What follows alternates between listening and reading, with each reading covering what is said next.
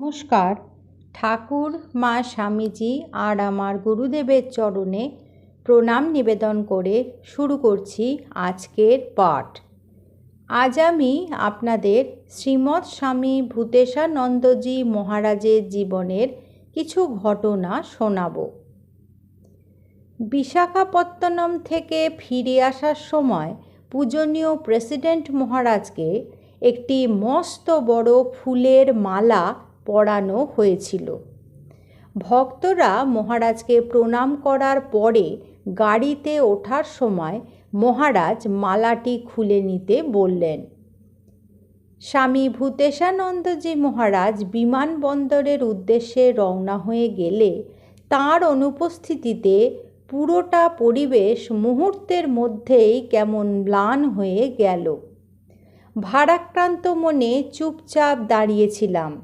হঠাৎ খেয়াল হতেই দেখি প্রেসিডেন্ট মহারাজের ফুলের মালাটির নিলাম হচ্ছে। শেষ পর্যন্ত একজন ভক্ত 1000 টাকা দিয়ে মালাটি কিনেছিলেন। ফিরে এসে বেলুর মঠে পূজনীয় মহারাজকে প্রণাম করে জানিয়েছিলাম তাঁর প্রসাদী ফুলের মালাটি একজন ভক্ত নিলামে 1000 টাকা দিয়ে কিনেছেন। তা শুনে স্বামী ভূতেশানন্দজি মহারাজ হেসে বলেছেন, তাই নাকি? পূজনীয় মহারাজ 6 ফেব্রুয়ারি সেবা প্রতিষ্ঠানে গেলেন তাঁর চিকিৎসার জন্য। সেখানে প্রায় মাস দেড়েক থেকে 2-1 দিনের জন্য বেলুর মঠে এসে আবার উডল্যান্ডসের নার্সিং হোমে গেলেন। উডল্যান্ডস থেকে এপ্রিলের মাঝামাঝি সময়ে মুম্বাই গেলেন। সেখানে বাইপাস অপারেশনের পরে 12/5/91 তারিখে পূজনীয় মহারাজ বেলুর মঠে ফিরে এলেন। ভক্তরা বেশ কিছুদিন দূর থেকেই মহারাজকে প্রণাম করতেন। অপারেশনের পরে ভক্তরা প্রথম পূজনীয় মহারাজকে স্পর্শ করে প্রণাম করতে পারলেন 26/6/91 তারিখে। তখনও আলাদাভাবে কাউকে তাঁর কাছে যেতে দেওয়া হচ্ছিল না বলে আমার মনের ইচ্ছেটা কিছুতেই মহারাজকে জানাতে পারছিলাম না। শেষ পর্যন্ত একদিন সুযোগ পেলাম। মহারাজকে প্রণাম করে 30/1/91 তারিখ রাত্রিবেলা বিশাখাপত্তনমে আমার বিশেষ এক অভিজ্ঞতার কথা এবং আমার মনের একটি বিশেষ ইচ্ছের কথা মহারাজকে জানালাম। পূজনীয় মহারাজ মন দিয়ে সব শুনলেন। তারপর একটু হেসে বললেন, মাকে পড়াও। মাথা নেড়ে আমি বললাম, আচ্ছা মহারাজ। 21/7/91 রবিবার বিকেলে প্রণামের সময় মহারাজ আমাকে বললেন, কাপড় কবে আনবে? গুরু পূর্ণিমায় মাকে পড়ালে তার আগে যদি তুমি এনে দাও তাহলে ভালো হয়। আমি তবে রামগোপাল মহারাজকে বলে রাখব। উত্তরে আমি বললাম, তাই আনব মহারাজ।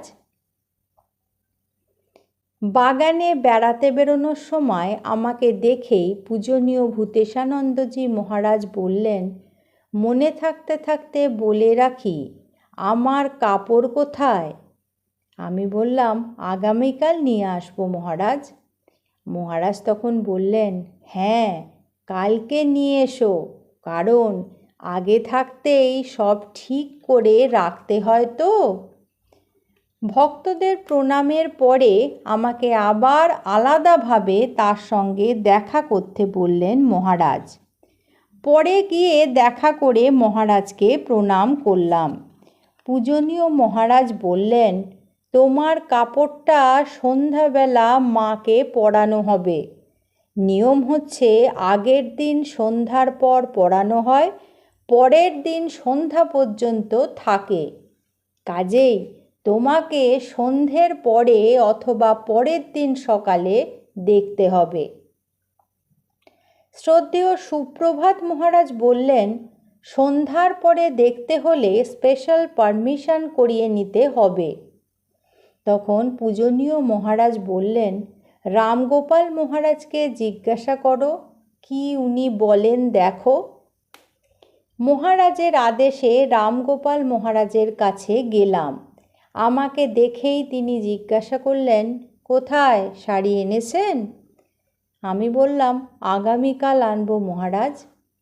রামগোপাল মহারাজ জানালেন যে আগে থেকে একজনের শাড়ি বুক করা আছে, তাই দিনের বেলা না পরিয়ে আমার দেওয়া শাড়ি সন্ধ্যের পরে মাকে পরানো হবে। সন্ধ্যাবেলা মাকে দর্শন করার পারমিশন পাওয়া গেল। সেদিন সন্ধ্যাবেলা প্রথমে আমাকে মঠ অফিসে যেতে হবে।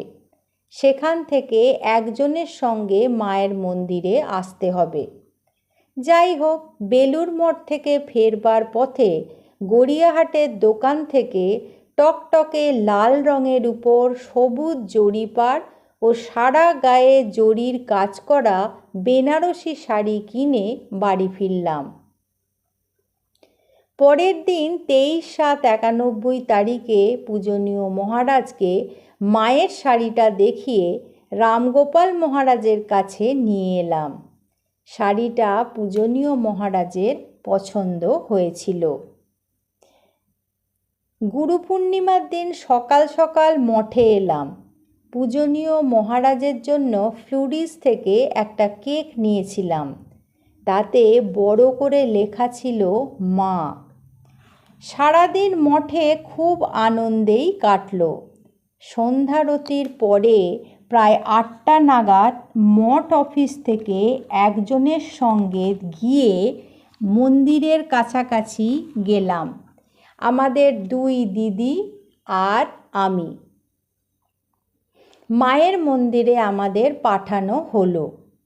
আকাশে গোল থালার মতো মস্ত বড় পূর্ণিমা চাঁদ। চন্দ্রালোক স্নাত বেলুর মঠের আনন্দঘন স্বর্গীয় শান্ত পরিবেশে ব্রহ্মানন্দ মন্দির পেরিয়ে বকুল গাছের পাশ দিয়ে মায়ের মন্দিরের কাছে এসে আমরা দাঁড়ালাম। সেই সময় শ্রদ্ধেয় আত্মস্থানন্দজি মহারাজ, প্রিয়লাল মহারাজ, গীতানন্দজি মহারাজ সবাই প্রেসিডেন্ট মহারাজের ঘর থেকে বেরিয়ে মায়ের মন্দিরে মাকে প্রণাম করতে এলেন।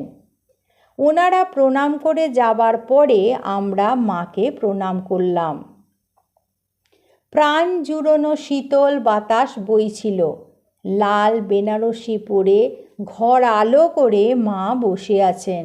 তার প্রসন্ন মনে গঙ্গার ঢেউয়ের সঙ্গে চাঁদের প্রতিবিম্বের লুকোচুরি খেলা দেখছেন। মাকে যে কি সুন্দর দেখাচ্ছিল তা বলে বোঝানো যাবে না। সঙ্গে ধূপকাঠি ছিল, তা দিয়ে দূর থেকেই মাকে আরতি করলাম। আনন্দে চোখে জল এসে গেল। ভক্তি ভরে মাকে প্রণাম করে ধীরে ধীরে বেরিয়ে এলাম। আমরা পাইপ গেটের কাছে এলাম যখন, তখন আত্মস্থানন্দজি মহারাজের সঙ্গে আমাদের দেখা হলো। তিনি পায়চারি করছিলেন। বললাম, মহারাজ প্রণাম করব? তিনি বললেন, হ্যাঁ মহারাজ। কি মহারাজ? আমরা প্রণাম করার পরে খুঁটিয়ে খুঁটিয়ে আমাকে সব জিজ্ঞাসা করলেন। 30/1/91 তারিখ বিশাখাপত্তনমে রাত্রের কথা সব বললাম। তিনি জিজ্ঞাসা করলেন, তখন তুমি কি করলে? বললাম, বিছানাতেই বসে আমি জপ করতে লাগলাম। পূজনীয় মহারাজ বললেন, তোমরা আজ কেন বেঞ্চের এপার থেকে মহারাজকে প্রণাম করলে? বেঞ্চ সরিয়ে দিয়ে প্রণাম করলে না কেন? আজ সেই বিখ্যাত 26 তারিখ। 26শে এপ্রিল মহারাজের অপারেশন হয়েছে। 26শে মে মহারাজ ডক্টর ভট্টাচার্যের সঙ্গে ঠাকুরের মন্দিরে কাঁচের দরজা দিয়ে উঠে ঠাকুরকে অর্ঘ্য প্রদান করলেন এবং সেই দিনই মায়ের মন্দিরে হেঁটে উঠে মাকে প্রণাম করে সিঁড়ি দিয়ে হেঁটে নামলেন। 26শে জুন ভক্তরা মহারাজকে প্রথম পায়ে স্পর্শ করে প্রণাম করল। শনিবার দিন আমি এবং আমার স্বামী সকালে মঠে এলাম। সমস্ত মন্দিরে প্রণাম করার পর প্রেসিডেন্ট মহারাজের প্রণামের লাইনে দাঁড়ালাম। ভক্তরা আজ প্রেসিডেন্ট মহারাজের পাদস্পর্শ করে প্রণাম করতে লাগলেন। এর কিছুদিন পরে মঠের পক্ষ থেকে দক্ষিণেশ্বরে ভবতারিণী মায়ের মন্দিরে পুজো দেওয়া হলো। পূজনীয় দ্বাদশ অধ্যক্ষ মহারাজ, অন্যান্য মহারাজরা এবং অনেক ভক্ত উপস্থিত ছিলেন সেখানে।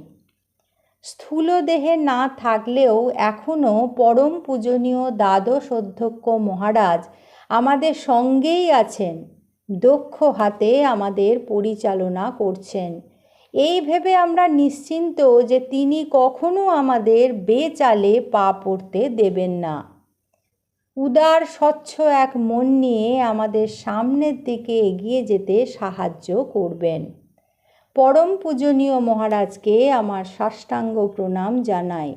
ঠাকুর মা স্বামীজিকে আমার সাষ্টাঙ্গ প্রণাম জানাই।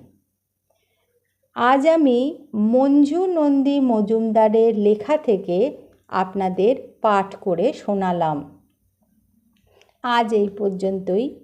পরবর্তী পর্বে আমি আপনাদের এই রকমই কিছু ঘটনা শোনাব। ঠাকুর মা স্বামীজি আর আমার গুরুদেবের চরণে আপনাদের সর্বাঙ্গীন মঙ্গল কামনা করি।